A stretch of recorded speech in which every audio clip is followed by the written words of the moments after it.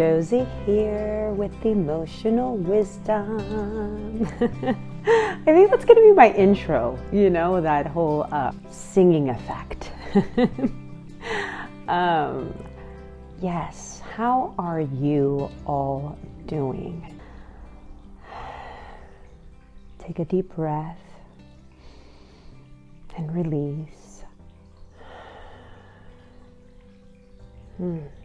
Feels so good to be connected with the emotional body, to be connected with everything that makes you human.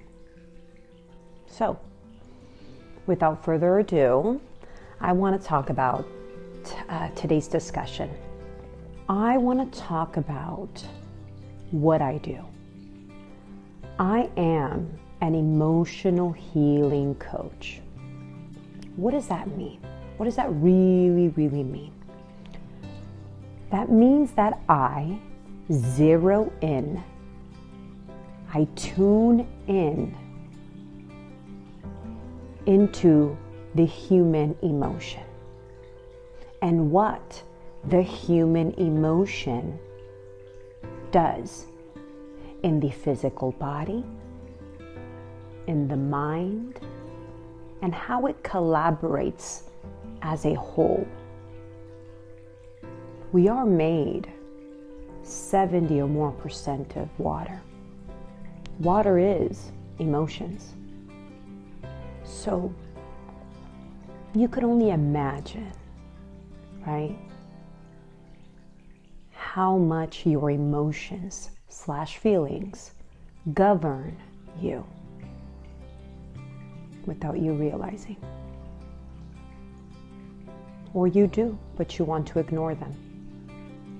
Just by you tuning in to how you feel is really you learning where you stand in life. And what do you mean, Josie, where you stand in life? It means what you believe to be true, your core beliefs of anything and everything for that matter. So, if you tune in to your emotional body, your physical body, your presence of self, and you start feeling a sensation, a feeling, an emotion, whether it's one of not wanting to be by yourself, or not wanting to be present, or not wanting to be alone, or needing to distract yourself, that really is your biggest cue, your biggest indicator that you are not really emotionally in harmony. You're not emotionally balanced, or you're not emotionally healed, if you will. That you're running away of something. And no, I'm not the coach that is going to provide you a band-aid to the issue, or that is going to provide a distraction to your problem. No, I can't do that. That would be a disservice to me and to you ultimately. Although it's easier to want to just distract yourself from facing the truth of what you feel and believe in the depths of you, it is not sustainable. That so-called solution is not sustainable. It will come crashing down very quickly. And how? Because the problem will get bigger. For those of you who are self-aware enough, know what I mean. When you are running from a problem, when you're running from an uncomfortable experience, uncomfortable feeling, uncomfortable sensation in the body, somehow you attract into your reality more of that very thing that makes you feel uncomfortable. You notice that the problem gets only that much more uncomfortable. It's doing that for a reason. We are living organisms. It is our innate, fundamental desire to balance ourselves out, to heal, and ultimately integrate. That is our fundamental desire, is to come back home, or rather said, to integrate with the collective. Yes, we are trying to become whole. If we don't take the time to tune in and listen to what our living organism is needing, we won't mend and evolve into a species that is sustainable for the world, that is sustainable for Mother Earth. We'll evolve into very distorted and fractured entities, humans that only promote and resonate with separation, segregation, and division, and be more in pain through the process, and feel more isolated through the process. That is the main feeling, the main emotion that the living organism called human undergoes when they're not healing, when they're not integrating all aspects of who they are and essentially balancing themselves out. We run away, we fracture, we further disassociate with ourselves, and we're wondering why. We yearn for more, and we wonder why there's a missing piece to our puzzle, or why we are hungry for something that we don't even know what that may be. And when we think we know, we strive for it, we attain it, yet hungry. So that's called, when you're hungry and you try everything you can to feel fulfilled, that's called you being fractured. That's called you disassociating yourself from parts within you that you deem as a liability, that you deem as negative. For example, negative emotions, uncomfortable emotions, feelings in the body. You disassociate. I don't blame you. It is indeed a human thing to do. We were taught this through our parents, through our authorities, through those above us. We were taught to disassociate from what is not deemed right, what is not deemed healthy.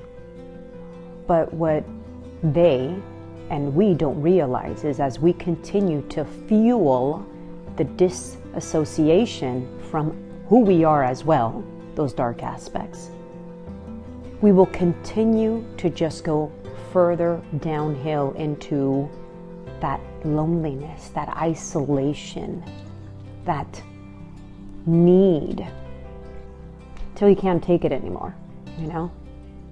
It's time that we get courageous. Stop running. Turn to the very thing that you deem to be the monster in your life, in your story. Step into it. Listen to what that so-called monster yearns to share with you. Nurture it, foster it, ultimately parent that crying child, also known as what you deem as a monster or as your biggest threat.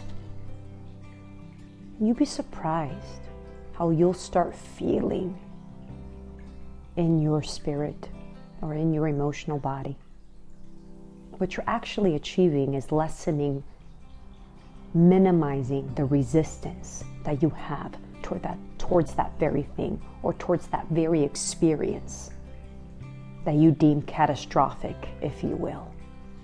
And slowly and surely, as you dialogue, as you sit and provide it presence to that thing that you think it's going to swallow you alive, you'll notice something changing within you. Peace. Or start tasting peace within you and all around you. Ultimately, what I do is to teach you to go back into the root of the problem. Pull the root. First identify it.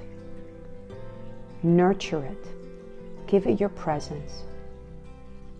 And implement a new definition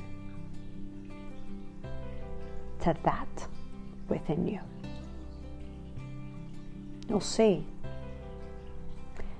that the mirror will start reflecting that very new definition. But you have to be courageous to be vulnerable. Vulnerability is indeed the only way. It is the only way you will feel what you really didn't want to feel, but yet it will give you the very key to what remains fractured, distorted inside of you. What's keeping you from ultimately feeling happy, feeling peace. For those of you who suffer deep emotional distress, that's all we really want. It's just to feel peace inside of our own skin. I know how that feels. I was there. I thought there would be no way that I would conceptualize peace, that I would really, really have or experience fulfillment. And when I started the journey of befriending my shadows, of befriending my negative emotions, my life started to change. And it reflected on the outside. I do invite you to contact me so you could get a better understanding as to what is keeping you from feeling peace, from feeling happy, from feeling sustained. But no, I'm not going to give you a Band-Aid. No, I'm not going to give you a distraction to cope. I will help you to get to the root so your foundation could sustain you for the evolution you'll be experiencing within you and all around you. I will give you the tools so you can replicate them at your own time. So you lose nothing by contacting me. It's a 30-minute free session. Take advantage. With all the love and full acceptance, Josie.